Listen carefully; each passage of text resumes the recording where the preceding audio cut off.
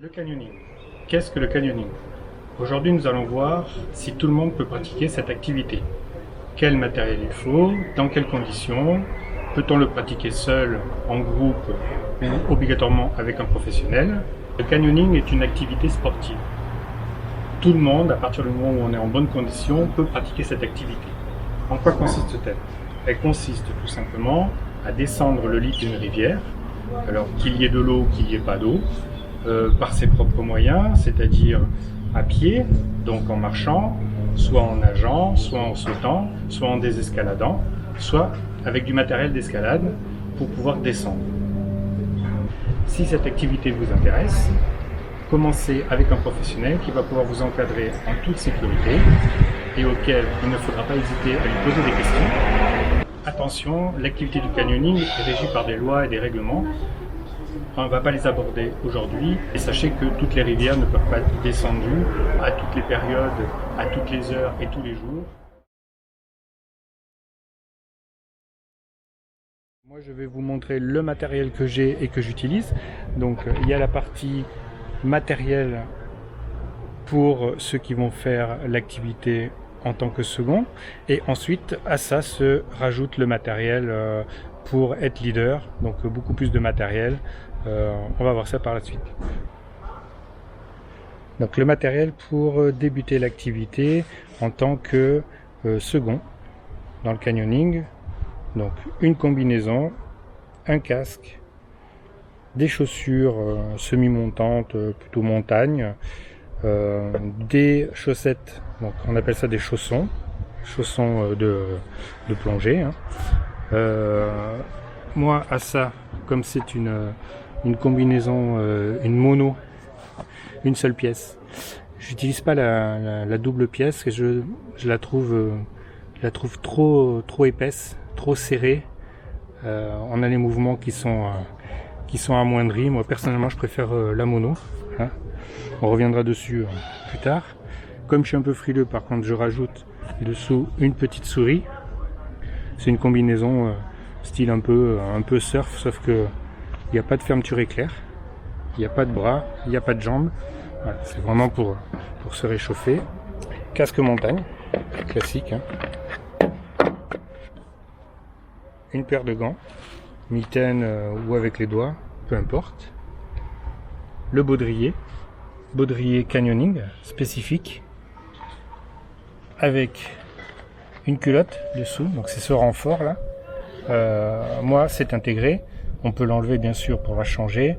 Maintenant il y a des baudriers sans et on achète la culotte à part qu'on met par-dessus. Obligatoirement une double longe.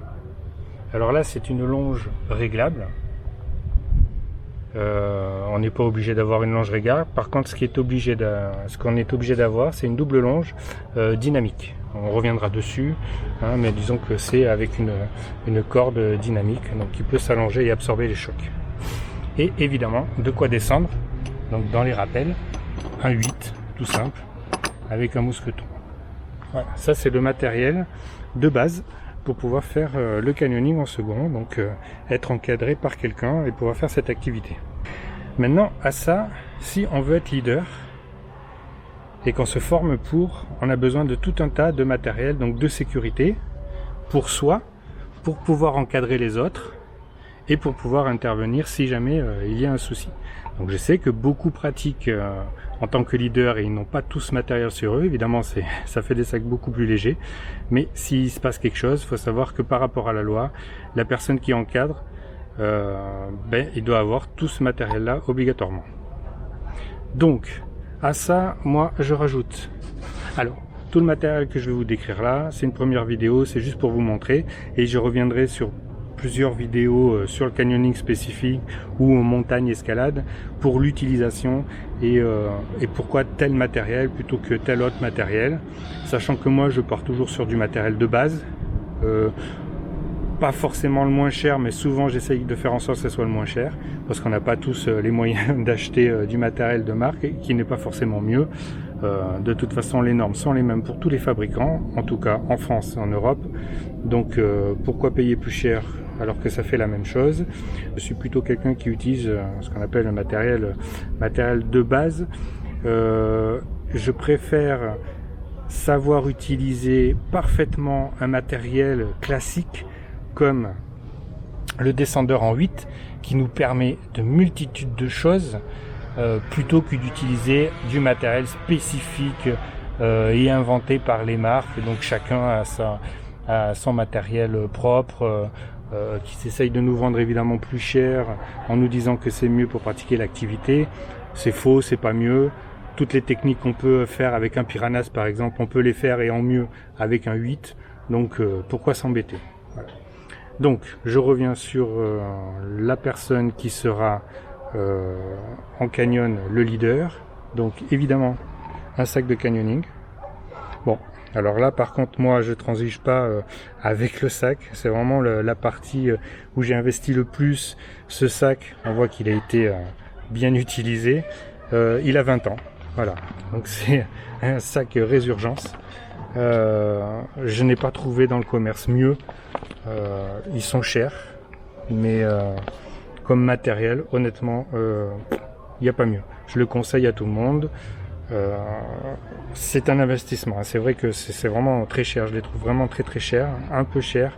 Mais bon, quand on voit qu'un sac comme ça dure 20 ans, honnêtement, il n'y a pas photo. Et puis dans l'usage et l'utilisation qu'on en fait, vous verrez quand je vous expliquerai.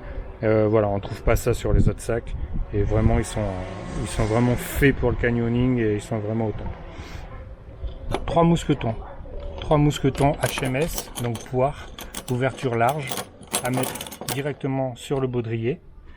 J'en rajoute 3 que je mets dans le sac toujours, en sécurité, pour pouvoir équiper, alors surtout quand on est en groupe, si on a envie de faire un petit peu des manips, du style mettre une tyrolienne, ou faire un rappel guidé, enfin des trucs comme ça, ou pouvoir équiper 2 points successivement pour pas qu'il y ait trop d'attente et qu'on s'amuse. Voilà, donc ça sert toujours, ça pèse pas. Moi j'ai deux petits mousquetons, donc même marque, même forme. Ça me permet de faire du blocage. Vous verrez plus tard, faire des remontées sur corde avec. C'est très intéressant parce que ça pèse rien du tout et vraiment moi ça m'a déjà servi.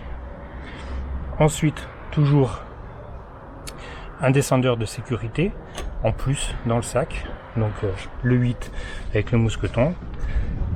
Alors ça à mon sens pas obligatoire, hein, mais bon c'est toujours demandé. Mais voilà, un mousqueton avec une poulie. Voilà, j'ai vraiment la poulie la plus simple et la moins chère qui existe. Hein, c'est juste du plastique. Hein, voilà, il n'y a pas de système de blocage, il n'y a rien du tout. C'est la base. C'est vraiment pour faire coulisser la corde. Maintenant, honnêtement, je ne l'ai jamais utilisé. Voilà, il y a tout plein de systèmes de mouflage et de pour tendre une corde, pour faire remonter des charges. Honnêtement, j'en ai jamais eu l'utilité, donc bon voilà, c'est toujours bon à avoir, on sait jamais, mais moi j'utilise pas. Ensuite, il y a tout ce qui est remonté sur corde, bloqueur de poitrine.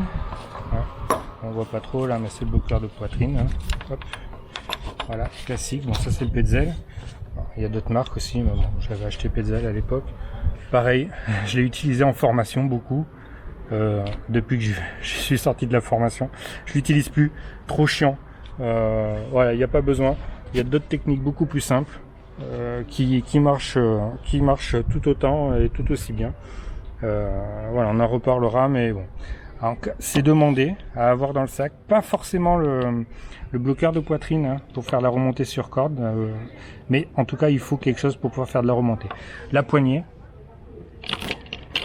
Donc la poignée par contre ça pour moi c'est obligatoire, hein. C'est vraiment la base. Je l'ai utilisé et je l'ai souvent utilisé malheureusement. Ça arrive à tout le monde de bloquer la corde, de faire une connerie, d'être avec un collègue, de pas faire attention, de descendre et une fois en bas d'essayer de tirer la corde, impossible. Parce qu'il y a un nœud qui est pas au bon endroit en haut ou parce que la corde est passée dans un endroit qui l'a bloqué. Voilà, donc faire de la remontée sur corde, honnêtement, la poignée, c'est la base. Moi j'ai une poignée dessus, donc là je vais pas la défaire, mais bon, on reviendra dessus plus tard. Avec une pédale que j'ai fabriquée, hein. Une pédale c'est simplement voilà, de la cordelette avec 2 anneaux en bas qui me permet de mettre le pied dedans. Donc non seulement je tire avec la force de mes bras, mais surtout je pousse avec les jambes, parce que vous verrez qu'en montagne, en escalade, c'est surtout les jambes qui travaillent, et contrairement à ce qu'on croit, c'est pas la force des bras qui fait. Bon, bien sûr la force de préhension elle fait, mais la force des bras elle fait pas tant que ça, c'est surtout les jambes. Alors j'ai un autre système qui coûte rien et qui est excellent, honnêtement. Pareil, je l'ai déjà utilisé. Honnêtement, je préfère utiliser ça que me faire chier avec un bloqueur de torse. Voilà, donc ça c'est le T-Block de Petzl. Alors là, c'est une marque. Je crois qu'il n'y a que Petzl qui le fait, c'est déposé. On reviendra sur l'utilisation, mais vraiment incroyable. Vraiment super. Ça pèse rien. Ça coûte pas grand chose. Dans un sac, même en montagne je l'utilise, en escalade, je l'ai tout le temps sur moi en fait. J'en ai plusieurs. Voilà, j'en ai qu'un dans le sac, hein, mais voilà, j'en ai plusieurs et ça je le conseille vivement. Voilà, autant ça, vous pouvez l'oublier, autant ça, honnêtement, ça pèse rien, c'est à prendre. Alors, comme je vous disais sur les remontées sur corde. On utilise beaucoup aussi donc de la sangle. Ça sert pour tout un tas de choses. Ça m'a souvent sauvé la vie et sauvé la mise, notamment pour rabouter un baudrier par exemple, une personne qui était un peu forte, qui l'avait pas dit. Bon, rabouter son baudrier, ben voilà, il y a un bout de sangle et c'était fait, on n'en parlait plus. Et toujours, donc ça aussi, hein, la sangle, ça sert pour rabouter 2 points, 2 plaquettes, si jamais la chaîne elle n'y est pas, ou si jamais vous voyez que ce qui est en place c'est un peu branlant, etc. Donc voilà, on coupe un bout de sangle, on raboute 2 points, voilà, c'est impeccable. Ensuite, toujours de la cordelette. Alors moi je l'ai en anneau, hein.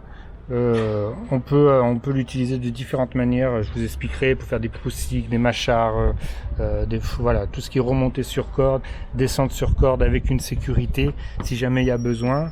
Et alors ça c'est un système assez particulier, pareil je reviendrai dessus. C'est de la corde, je crois que celle-là c'est de la corde d'escalade il me semble.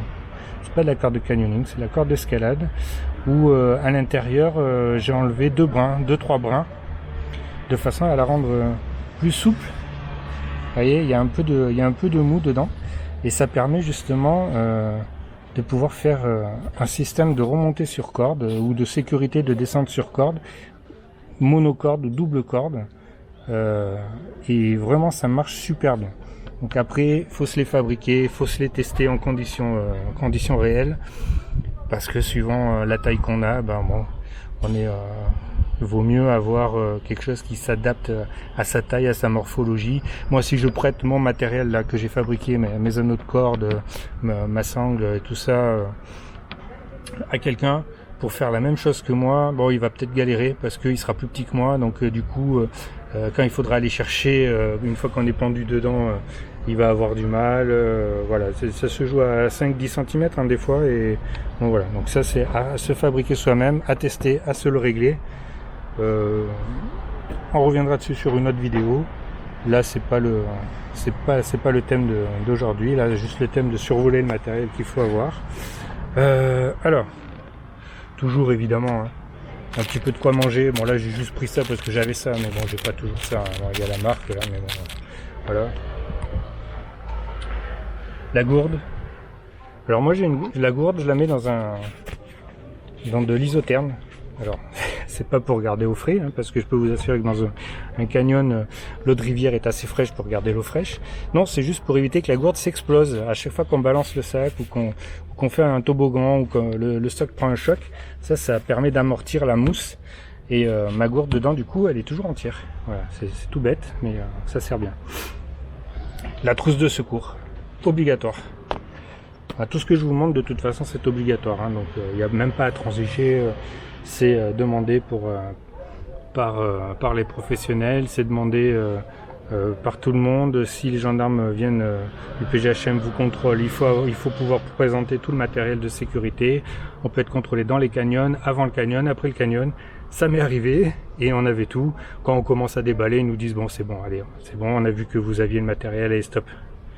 Mais si vous ne l'avez pas, vous avez le droit à une amende. Et si jamais il y a un accident dans un canyon et que vous n'avez pas le matériel, eh ben c'est pour votre pomme, tant pis pour vous. Alors, trousse de secours, on reviendra dessus, très important. La boussole, alors là en principe j'ai une carte aussi, hein, mais je ne l'ai pas prise. La carte IGN de l'endroit où vous allez faire le canyon, pour pouvoir justement, s'il y a un souci, trouver une sortie avec la boussole. Donc boussole, carte IGN obligatoire. Le sifflet important en canyon, qui permet de communiquer avec la personne qui descend, donc le leader ou le premier ou quelqu'un qui connaît bien qui descend pour pouvoir régler par exemple la corde au ras de l'eau, pour savoir si y a plus personne sur la corde, si on peut envoyer une autre personne. Enfin voilà, il y a tout un petit code comme le morse en fait avec le sifflet qui permet de communiquer. Donc c'est assez important, parce que je peux vous assurer que quand vous êtes dans un canyon, qu'il y a de l'eau et qu'il y a une cascade, celui qui descend, il a beau crier, on n'entend pas, on comprend pas ce qu'il dit, alors qu'avec les coups de sifflet, pas de souci, on se comprend. Le couteau, bon alors là, pareil, hein, c'est du couteau Petzl. Alors quand on regarde, j'ai un petit peu de matériel Petzl, je ne leur fais pas la... Honnêtement, hein, voilà, il y a du bon et du moins bon, hein, comme dans toutes les marques. Là, le couteau Petzl, hein, je crois que ça doit être les premiers qui ont inventé le couteau pour le canyoning. Moi, celui-là, c'est un peu plus gros, il y en a un peu plus petit. Ça coupe comme une lame de rasoir. Il a... je crois qu'il a ouais, je crois que je l'ai acheté en même temps que mon sac. Donc, il doit avoir 20 ans. Le truc, il n'a pas bougé, quoi. Et je peux vous assurer, hein, on le voit, hein, il a pris des chocs, hein, il a pris des toboggans, il est toujours accroché à mon baudrier. Bon... Voilà, c'est du bon matos, ça bouge pas. Voilà, si jamais il y a besoin de couper une corde, si jamais il y a besoin en sécurité, n'importe quoi, que quelqu'un... voilà, il n'y a pas de souci, ça coupe, hein, ça coupe super bien. Alors ça, par contre, c'est moi, perso. Ça n'existait pas avant, j'avais jamais vu personne l'utiliser en canyon. Maintenant, j'ai vu que ça commence à se faire. D'ailleurs, on voit, hein, ça c'est la première génération des gris-gris. Alors pour moi, un gris-gris, c'est... Alors là, c'est pareil, hein, c'est Petzl, hein. Mais bon, quand ils font du bon matos, faut le dire. Quand ils font des trucs pour vous vendre du matériel, bon, il faut le dire aussi. Ça, c'est du matériel, c'est un incontournable. En montagne, en escalade, en canyoning. Voilà, bon, ça, c'est première génération. Il est gros, il est un peu lourd. Maintenant, il y a la deuxième génération qui est beaucoup plus petit, beaucoup plus léger. Honnêtement, ça, remonter sur corde, descendre sur corde, tendre des tyroliennes, les tendre et les défaire font une rapidité incroyable. Bon voilà, il n'y a pas mieux, un système de blocage par corde. Voilà, vous verrez qu'avec ça, on peut faire plein de choses. Moi, ça fait longtemps que j'ai intégré à mon sac de canyon, parce que je m'emmerde plus. Hein, pour tirer les tyroliennes, c'est tellement plus plaisant.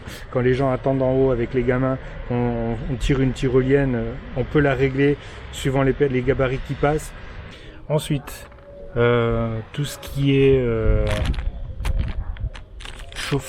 chauffe-plat, donc bougies, chauffe-plat, briquet de quoi allumer les bougies, et du papier, donc du papier qui peut servir à tout, hein. C'est vraiment important. Alors vous allez me dire, hein, pourquoi des chauffe-plats, pourquoi un réchaud? Bon, mais parce que si jamais il y a un accident et que la personne, il faut la mettre de côté. Dans un canyon, il y a besoin de chaleur, et juste avec des chauffe-plats et une couverture de survie, bon, je vous montrerai un jour, on peut sauver une personne, hein, de l'hypothermie et la garder à une température qui permet justement de ne pas aggraver la situation. Bon, le Kleenex, j'en ai tout le temps. Ça peut servir à tout, soigner, nettoyer, aller aux toilettes. Alors bien sûr, on les rejette pas dans la nature, hein. Vous verrez que moi j'ai toujours aussi... d'ailleurs, là je le vois pas, mais en principe j'ai un petit rouleau avec des rouleaux de sacs, en fait un petit rouleau de sacs poubelle où je mets à l'intérieur les poubelles justement, et voilà, donc ça aussi à toujours avoir sur soi. Le masque, donc ça aussi obligatoire. Et puis bon, je l'ai utilisé 2-3 fois, mais ça m'a permis de récupérer du matériel que j'avais pas perdu moi. Mais voilà, en faisant en fin de saison les vasques, quelques vasques un peu importantes avec des rappels un peu importants, on peut trouver du matériel au fond. Ouais, ça m'est déjà arrivé. Donc voilà, c'est intéressant, mais bon, c'est surtout pour soi. Hein, si jamais quelqu'un dans le groupe perd du matériel ou le fait tomber dans la vasque, peut vous assurer qu'avec le masque, on le retrouve tout de suite. Ensuite, de quoi s'éclairer. Voilà. Alors là, c'est pareil, c'est une Petzl parce que vous voyez, elle est assez vieille. Hein, je sais pas quel âge elle a, mais bon, maintenant ça se fait plus du tout. Elle est complètement étanche. J'ai toujours les piles avec. Je les mets pas dedans justement pour pas qu'elles soient abîmées. Obligatoire. Il peut se passer n'importe quoi dans un canyon, on peut rester bloqué. Voilà, on doit pouvoir passer une nuit, attendre les secours. Donc la torche, le frontal, c'est obligatoire. Après, vous verrez que perso, avec des collègues, on s'amuse depuis des années à faire quelques canyons de nuit. De toute façon, il ne faut pas oublier que le canyoning, à la base, c'est des spéléologues qui ont inventé cette discipline. Donc spéléo dans le noir, dans les grottes. Vous doutez bien qu'un canyon en plein jour c'est sympa, hein, mais de nuit ça change complètement et c'est vraiment plus rigolo. Enfin voilà, ça change la typologie du canyon, c'est sympathique. Donc nous des torches on en a tout le temps. Les bidons, hein, 2 bidons, moi c'est les bidons qui vont dans mon sac, adaptés. Donc là c'est du boréal. Alors pareil, vous verrez que j'achète beaucoup de matos à Decathlon. Maintenant, le bidon Decathlon, j'en ai 2. C'est les 2 premiers que j'ai achetés. Ils ont pris quelques chocs et en fait, ils ont plié juste à l'ouverture là, dans le pas de vis, mais légèrement. Du coup, l'eau est passée à l'intérieur et mes bidons se sont remplis d'eau. Les boréales, ça n'est jamais arrivé. Alors, est-ce que c'est une coïncidence ou est-ce que je sais pas, je fais plus attention depuis que c'est arrivé. En attendant, maintenant moi dans les bidons j'achète que du boréal. Voilà, au moins je sais que c'est solide, il n'y a pas de souci. Enfin, c'est eux qui les fabriquent, ils ont l'habitude. Hein, voilà, c'est vraiment sans problème. Alors c'est pour ça aussi hein, que je l'ai pas précisé, mais que je mets tout mon matériel qui craint un peu. Je le mets toujours dans des sacoches fermées à zip. Hein, donc j'ai un bidon avec tout le matériel de secours, un bidon vide. Dans le bidon vide, je mets mon portefeuille, mon téléphone, etc. Mais je mets tout dans des sacoches zip. On sait jamais. Si jamais il y a de l'eau qui rentre, au moins déjà le zip il protégera. Et je peux vous assurer que ça arrive, suivant les sauts que vous faites et comment vous jetez le sac. Ça m'est arrivé, c'est arrivé à un collègue à moi. Voilà. Donc maintenant, on met tout dans des pochettes. Au moins pas de souci. Alors ensuite, matériel de rééquipement obligatoire. Donc moi je l'ai mis là-dedans. Pareil, à l'époque... alors attendez, parce qu'avec une main... Alors, matériel de rééquipement obligatoire. Pareil. Vous verrez, voilà c'est pareil. J'avais pas de sous quand j'ai commencé le canyoning, donc j'ai fait avec ce que j'ai pu. C'est lourd, mais bon, ça a 20 ans, ça a pas bougé. Bon, c'est vrai que maintenant, je vais peut-être un petit peu investir et changer un petit peu pour alléger mon matériel. Donc acheter du coup un peu de marque, mais je trouve qu'ils abusent. Ils abusent vraiment sur les prix. Donc ça fait très bien l'affaire. J'ai déjà utilisé, on le voit, hein, il n'est pas neuf. Toujours avec des cordelettes pour pouvoir le tenir hein, quand on l'utilise. Un marteau. Voilà, un petit système tout bête pour pouvoir taper dessus. Hein, et pour pouvoir visser le système avec plaquette. Donc plaquette, anneau et un autoforeuse, bouchon autoforeur. Voilà, bon c'est pareil, on reviendra dessus plus en détail, mais obligatoire. Donc j'en ai 2, toujours. Ah, là il y a le... Donc j'en ai toujours 2.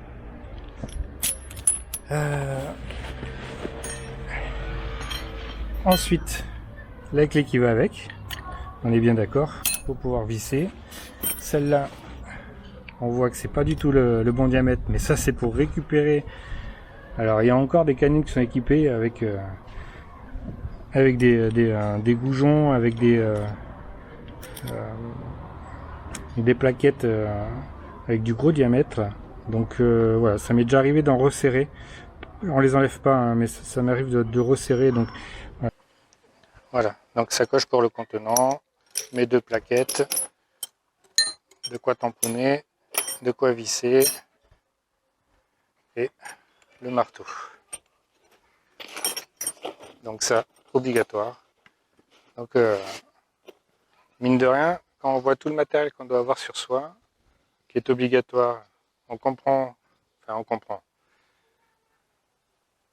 je comprends pourquoi il y en a qui ne veulent pas hein, avoir tout ça, parce que ça pèse, parce que quand on fait un canyon qui dure 5 heures, 6 heures, porter tout ça, je peux vous assurer qu'au bout de la journée, on est fracassé.